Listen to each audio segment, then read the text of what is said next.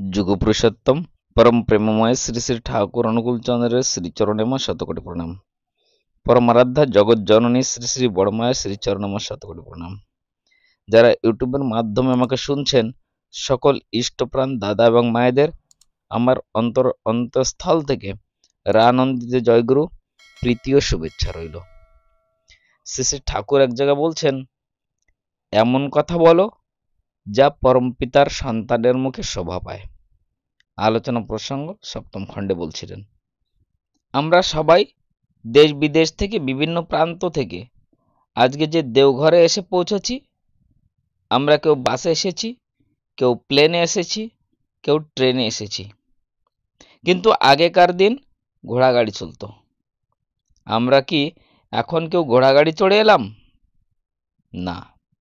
তাহলে সময়ের সাথে সাথে আমরা নতুন জিনিসকে জানছি, অ্যাকসেপ্ট করছি, ব্যবহারও করছি। প্রথম যখন সিনেমার আবিষ্কার হয়েছিল, তখন গ্রামের পুরোহিতরা, আশেপাশের লোকজনেরা বলতো যে সিনেমা হলের স্ক্রিনের পিছনে মানুষদেরকে বন্দি করে রাখা হতো, অন্ধকার ঘরে ভূতে ধরবে, কারণ তারা কোনোদিন ছবিকে নড়তে দেখেনি। তাই তারা এই অজানা জিনিসটাকে ভয় পেত। কিন্তু এখন আমরা সবাই সিনেমা দেখি, কারোর হলে যেতে আর ভয় করে না। সময়ের সাথে আমরা এটা শিখে গেছি। বিদ্যুতের আবিষ্কারের আগে আমরা ঘরে মোমবাতি জ্বালাতাম, লণ্ঠন জ্বালাতাম। এখন কারেন্ট গেলে আমরা মোমবাতি, লণ্ঠনও জ্বালাই না, কারণ আমাদের কাছে ইনভার্টার আছে।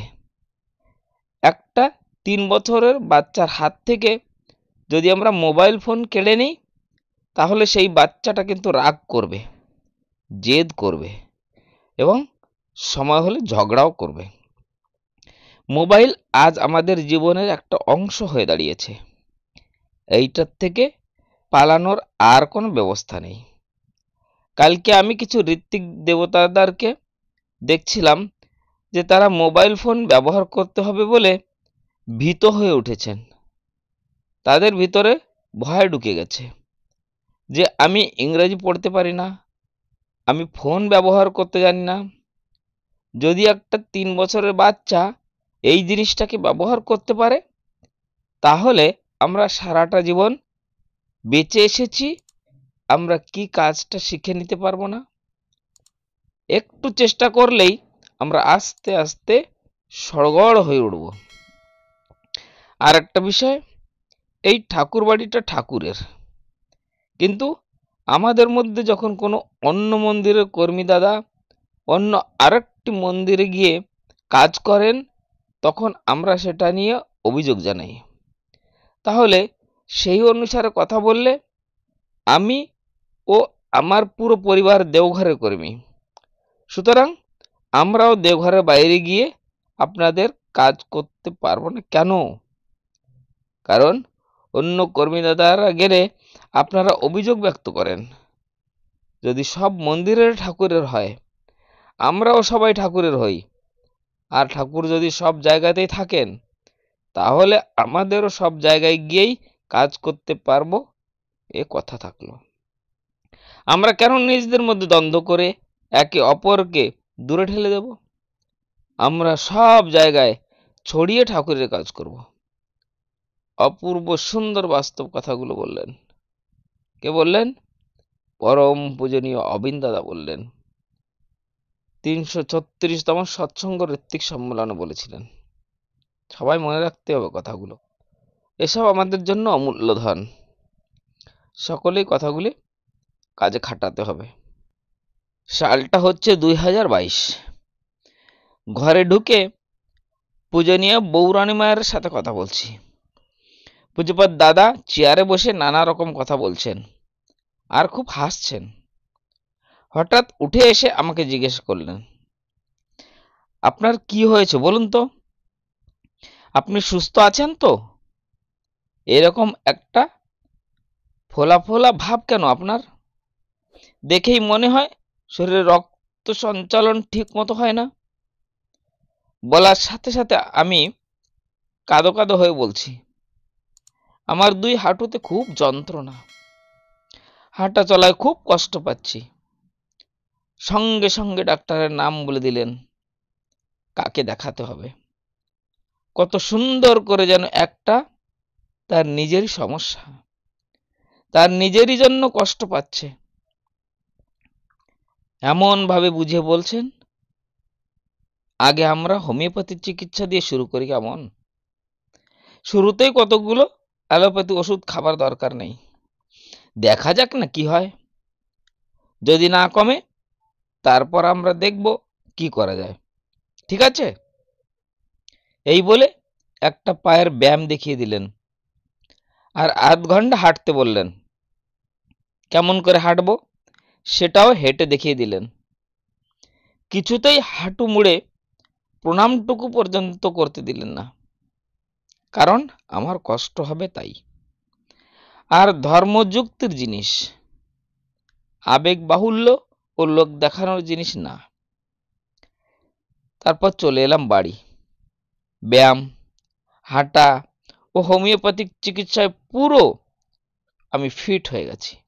সিমলার পাহাড় দাপিয়ে বেড়ালাম, ধীরে ধীরে ওষুধ নির্ভরতা করিয়ে দিলাম। শুধু ওই 10 মিনিটের ব্যায়াম আর দীক্ষাপত্র সমীক্ষার কাজে হাঁটা মিরাকল, মিরাকল এনে দিল জীবনে। দাদাকে জানিয়েছি, আমি ভালো আছি দাদা। এর মাঝে 2 বছর কেটে গেছে, দর্শন প্রণাম হয়েছে কিন্তু কথা হয়নি। এবার প্রণামের পর নিজে থেকে জিজ্ঞাসা করলেন, হাঁটু ব্যথা কেমন আছে? আমি অবাক হয়ে গেছি, তার এখনো মনে আছে। তারপর আমি বললাম, আগে আর ওষুধ টষুধ খাই না, ওই ব্যায়াম আর হাঁটাই সব সারিয়ে দিয়েছে। তখন একটা টোটকা বললেন, রোজ সকালে খেতে, ব্যথা কমার জন্য। অনুরণকে বললেন, আরে তুই তো একদম বদলে গেছিস, আমি একদম চিনতেই পারিনি। বাড়ি এসে ওই টটকা যখন খাই, জানি না কেন মন একদম আনন্দে ফুরফুর হয়ে যায়। মনে হয় আমার ওজন কমে গেছে, শরীরটা পালকের মতো হালকা। নিক্যাপ কবে বিসর্জন দিয়ে গেছি নিজেই ভুলে গেছি। তিনি পূজ্যপাদ শ্রী শ্রী অমিত্রজিৎ চক্রবর্তী। এই সৎসঙ্গের ভালোবাসা, শ্রদ্ধা, সম্মান, ভক্তির একান্ত আপন সকলেরই শুভদা। মহাদেবের মতোই উদাসীন, সর্বদা কি এক আনন্দে ভেসে থাকেন এই সংসার সমুদ্রের উপর। আড়ম্বরহীন, সর্বদা পারিপাটের আয়োজনহীন, আদর্শ সন্তান, আদর্শ পিতা, আদর্শ স্বামী ও আদর্শ ভক্তের জ্বলন্ত নিদর্শন। আজ এই শুভ দিনে জানাই আমার ভক্তিপূর্ণ আভূমিষ্লণ্ঠিত শত সহস্র প্রণাম। পরম পিতার শ্রীচরণে তার সুস্থ দীর্ঘায়ু আনন্দময় জীবন প্রার্থনা করি। লিখেছেন সীমা ভট্টাচার্য মা।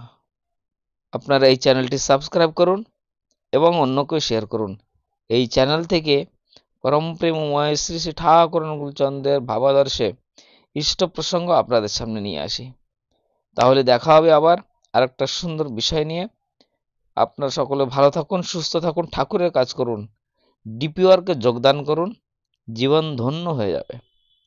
তাহলে আবার দেখা হবে। জয় গুরু, বন্দে পুরুষোত্তম।